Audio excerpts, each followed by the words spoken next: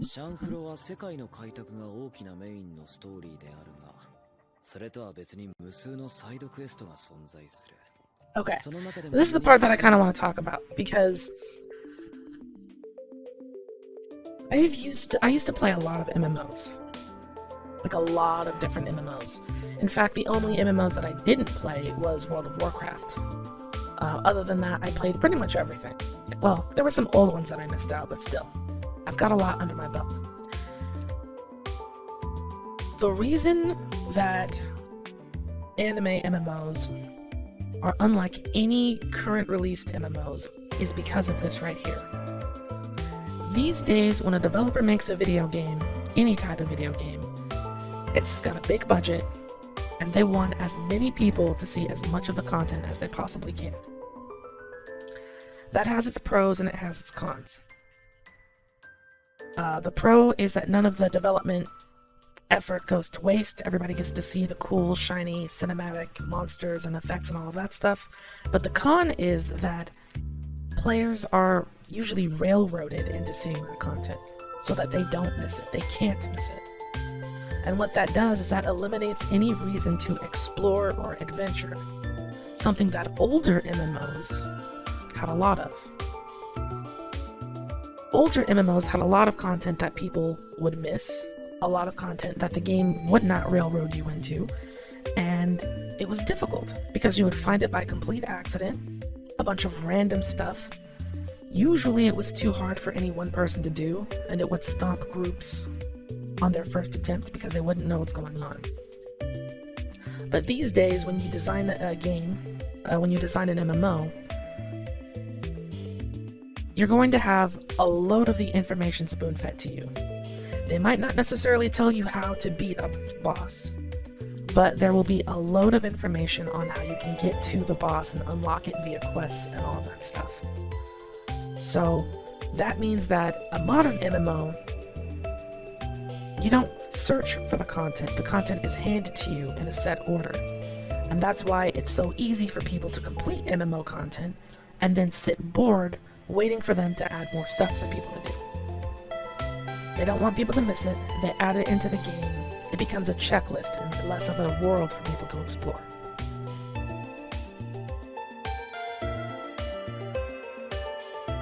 The other big thing is how easy it is to spread information. There's forums and guides on pretty much everything about every game, but that didn't used to be the case. If you found out a secret in an MMO, 9 times out of 10, you wanted to keep it to yourself. Because what would happen is, if you got something unique, like, oh, I don't know, a super cool scar, other people would see that in a town and they'd be like, whoa, where did you get that? I've never seen that before. And you would keep it secret because you would be the only person to have that. You would be the cool one. You would have information that other people don't. But this day and age, that sort of mentality is kind of fought against, because now if you discover something that nobody else has found in World of Warcraft or Final Fantasy XIV, you almost have to post information about it somewhere, because if you don't, somebody else could discover it, post it, and then they'd get credit for being the first to discover it, even if you had it before.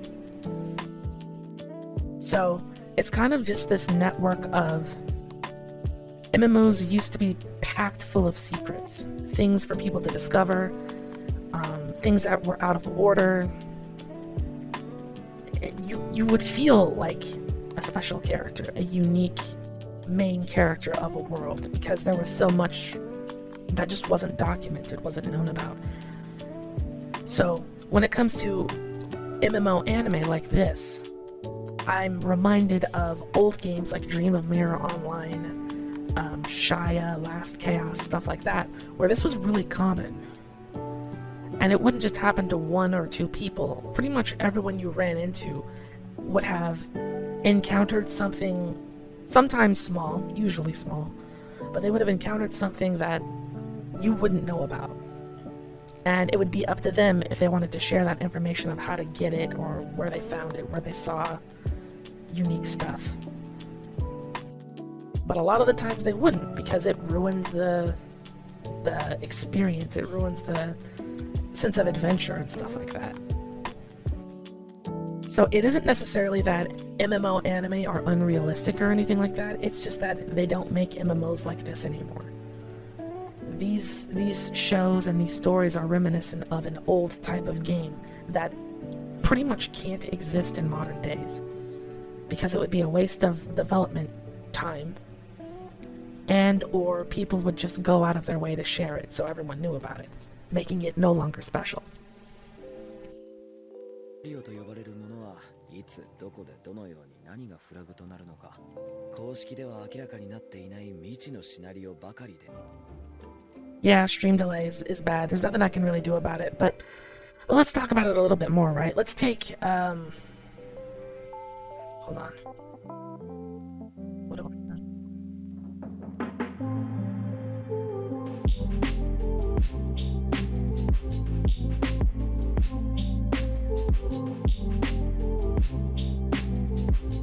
Let's take Freak, for example.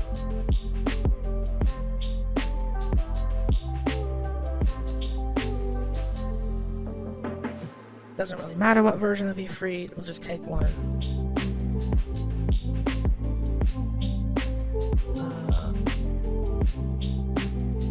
Open image and tab, there we go.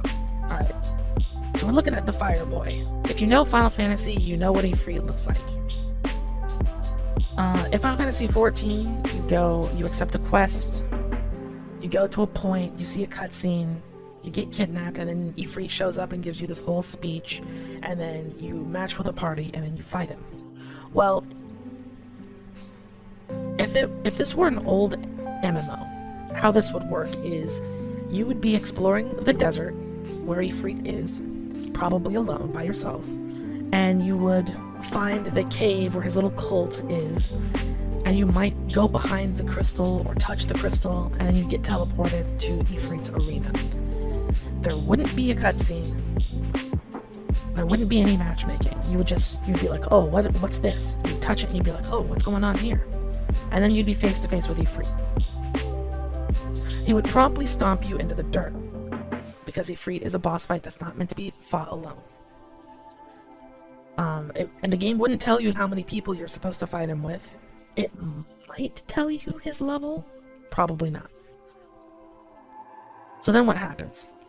What happens then is you go back to town and you tell everybody, hey everyone, or hey, you tell your friends, hey, I found this cave in the desert, and there's this cool fire demon titan thing.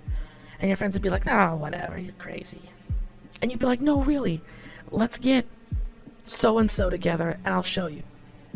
So you go there with the most imbalanced, messed up party with like 4 DPS, 2 tanks, and 1 healer that's like your friend's little sister who just kind of wants to be a part of the gang but doesn't really know how to play the game, and they picked healer because they thought that they would be helping or whatever. And you would all go there, there'd be like 8 of you, even though it's a fight designed for maybe 4 people, and you'd start chopping away at him. Well, then halfway through the fight, all of a sudden, he summons down a sword in the arena. And you're like, whoa, what's going on here with this? And then he would instant kill the entire party, because there's no guide on how to fight him. You could kind of pick up a hint on what you were supposed to do, but on your first time, you're probably going to get stamped out, because you're not dealing enough damage to the mechanic. So after a couple of tries, you and your party would finally defeat him. You get an item. And you'd kind of have a discussion over who it got, because that sort of thing didn't happen automatically back then. And then you'd go back into town, flashing this cool fire sword or whatever it is, and everybody would be like, whoa, where'd you get that? I've never seen that before. You'd have people from different levels and different areas. They'd be like, wow, that's a really cool weapon. And you'd be like, yeah. We defeated the fire god for, even though that's not really what his name is. And they'd be like, whoa, fire god? That sounds awesome. Where? and you'd be like, well, I can't really tell you. You know, it's a secret. You'd probably make up something ridiculous like, a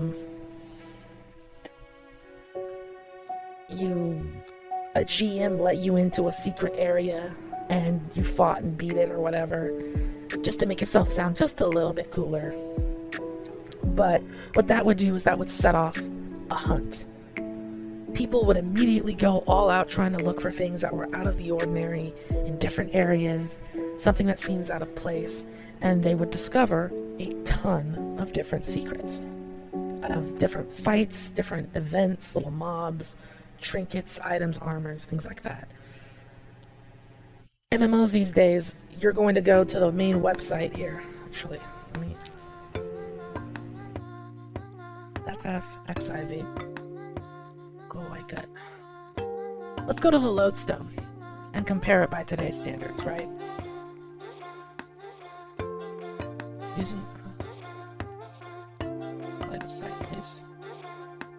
You're not supposed to use Opera on the website. So you come to the Final Fantasy XIV official site where you would log in and get the game and all of that, and you'd go under Play Guide. You've got a PvP guide, you've got island sanctuaries, all this other stuff. Look at this, job guides, crafting, gathering. Pretty much everything that you would have needed to go and discover on your own is just explained to you right here.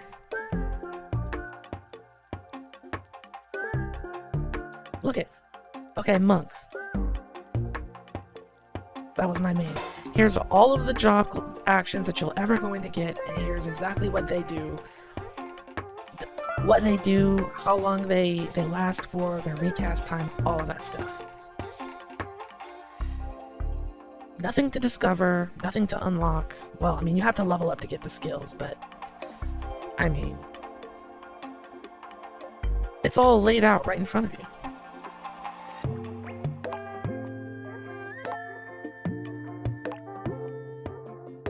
My nostalgia is, infectious. Well, see, that's the thing, right? When you watch an anime like Shangri-La Frontier, Sword Art Online, Dot Hack, all of this stuff happens on a regular basis.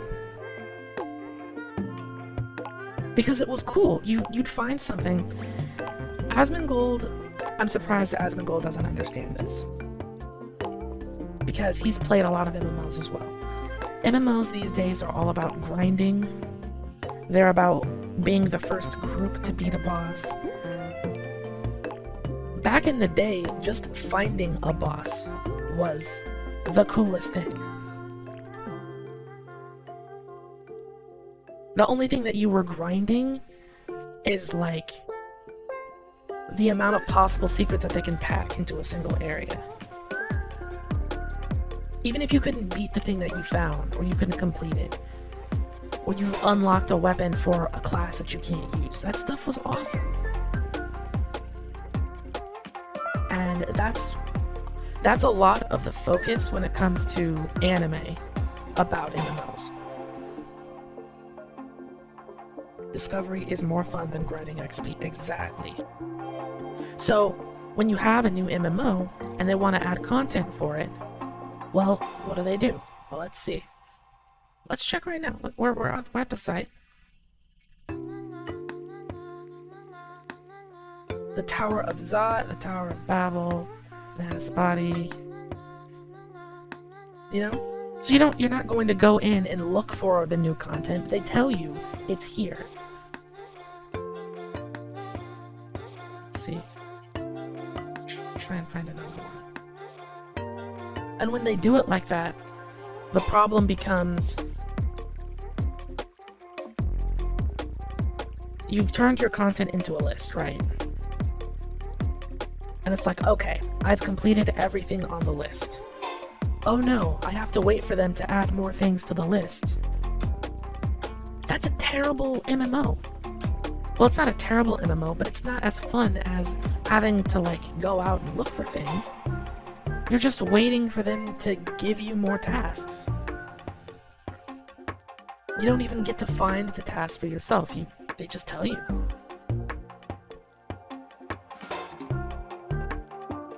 Required level 80. He's level 28.